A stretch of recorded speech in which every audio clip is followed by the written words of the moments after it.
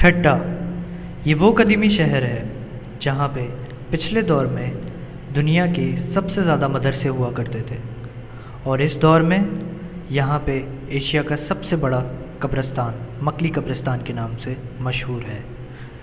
اس شہر کی صرف یہی خاصیت نہیں، یہاں پہ کینجر جھیل، مغلوں کے دور کی بنی ہوئی شاہی مسجد جن کو 100 گنبدوں والی مسجد بھی کہا جاتا ہے۔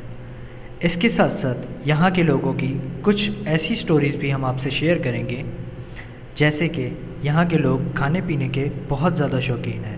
اس کے ساتھ ساتھ یہاں کے لوگ کھانے پینے کے بعد چائے کو بھی ایک رواج کی طرح استعمال کرتے ہیں۔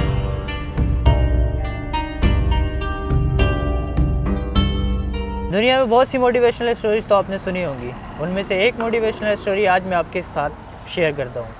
مائنورٹی سے تعلق رکھنے والا ایک طبقہ جو ہندو برادری کا ہے، ان کا ایک بھائی آج میرے ساتھ موجود ہے۔ آئیے جانتے ہیں وہ غربت سے کامیابی کی طرف کیسے گامزن ہوا ہے۔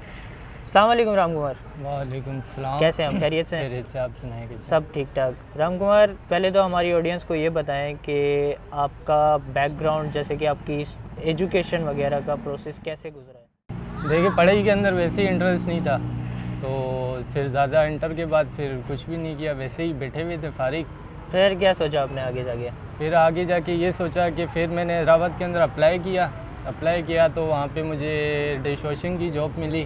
پھر میں نے یہ نہیں سوچا کہ اس میں کیا ہوگا کیا نہیں ہوگا، میں نے جوائننگ کر لی۔ جوائننگ کرنے کے بعد جو کچھ بھی ہوا، آج اس مقام پہ میں جو پہنچا ہوا ہوں، تو بس میری کچھ محنت تھی، کچھ ماں باپوں کی دعا تھی، تو اس کی وجہ سے میں آج اس مقام پہ پہنچا ہوا ہوں۔ اچھا، تو حیدرآباد کی جرنی میں بھی جاننا چاہتا ہوں، ہماری آڈینس بھی جاننا چاہتی ہے، تو وہ جرنی تھوڑی سی آپ اپنے بارے میں تھوڑا ڈیفائن کر دیں تو بہتر ہو جائے گا۔ دیکھیں نا، میں پہلے ڈش واشنگ پہ گیا، پھر میرا زیادہ فوکس تو یہی ہوتا تھا کہ مقصد کہ میں تھوڑی سی اور محنت کروں، تو میں ڈش واشنگ کے ساتھ ساتھ میں کچن کے اندر بھی فوکس کرتا تھا، تو پھر ایسے کرتے کرتے پھر 6 مہینے بعد میرا انہوں نے پروموشن کیا، پھر مجھے کچن میں چھوڑا گیا۔ پھر کچن کے اندر کچھ ایسے ہی کافی مطلب کہ لوگ تھے، اچھے تھے، انہوں نے مجھے میری ہیلپ کی۔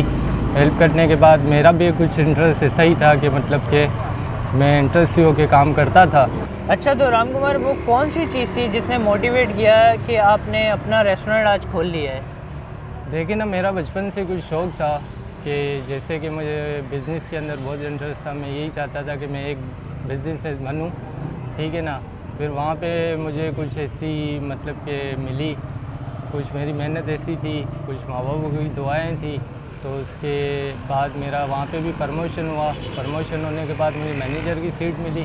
مینیجر کی سیٹ ملنے کے بعد پھر میں نے کچھ سیونگ کی، ایسے کر کے کچھ مقصد کے گھر والوں سے رائے لی کہ یہ کام مجھے کرنا ہے، تو پھر کچھ والد صاحب نے سپورٹ کی، کچھ بڑے بھائی نے سپورٹ کی کہ بولا ٹھیک ہے، اچھی بات ہے، جو اگر آپ اپنا بزنس کرنا چاہتے ہیں تو ٹھیک ہے۔ پھر مجھے کچھ فیملی نے سپورٹ کی، کچھ میری محنت تھی۔ اچھا، تو یہ دماغ آپ کا ریسٹورینٹ کھولنے کا اس وجہ سے آیا، آپ نے سیونگ کر لی، جی، آپ نے گھر والوں سے رائے لے لی، جی، اور آپ نے اپنا ریسٹورینٹ کھڑا کر دیا۔ جی۔ اچھا، اب ہم آپ سے کچھ ریسٹورینٹ کے بارے میں جاننا چاہتے ہیں، کچھ پرسنلی باتیں ہیں آپ سے، تو امید کرتا ہوں آپ شیئر کریں گے۔ جیسے ینگسٹرز ہیں، بہت سارے لوگ یہی ان کے دماغ میں ہوتا ہے کہ وہ اپنا کاروبار کھولیں، اپنے پیسوں، یعنی اپنا ہی خود ہی ایک کاروبار کے مالک کو، کسی کے انڈر جاب نہ کرنی پڑے ان کو۔ تو آپ کا ٹوٹل انویسٹ کتنا تھا اس ہوٹل میں؟ میرا انویسٹ تو دیکھیں نا، مجھے کچھ ایکسپیرینس تھا، اس کی وجہ سے میرا انویسٹ کچھ کم لگا، ٹھیک ہے نا۔ میرا اس ہوٹل کے اندر انویسٹ ہے 15 سے 16 لاکھ روپے انویسٹ ہے۔ اور جو ہے مجھے بڑا بینیفٹ یہ ہے کہ مجھے یہاں پہ لیبر رکھنے کی کوئی لیڈ نہیں ہے، ٹھیک ہے نا، کیونکہ میں خود کام سیکھا ہوا تھا، تو میں نے اپنے بھائیوں کو کام سکھا دیا، تو اس کے بعد جو ہے ہم لوگ چاروں بھائی مل کے یہاں پہ کام کرتے ہیں۔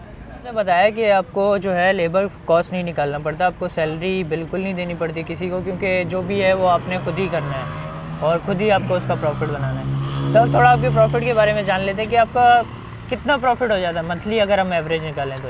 دیکھیں، جو اگر منتھلی ایوریج نکالتے ہیں تو میرا پروفٹ 90-95 تک ہو ہی جاتا ہے، ٹھیک ہے نا۔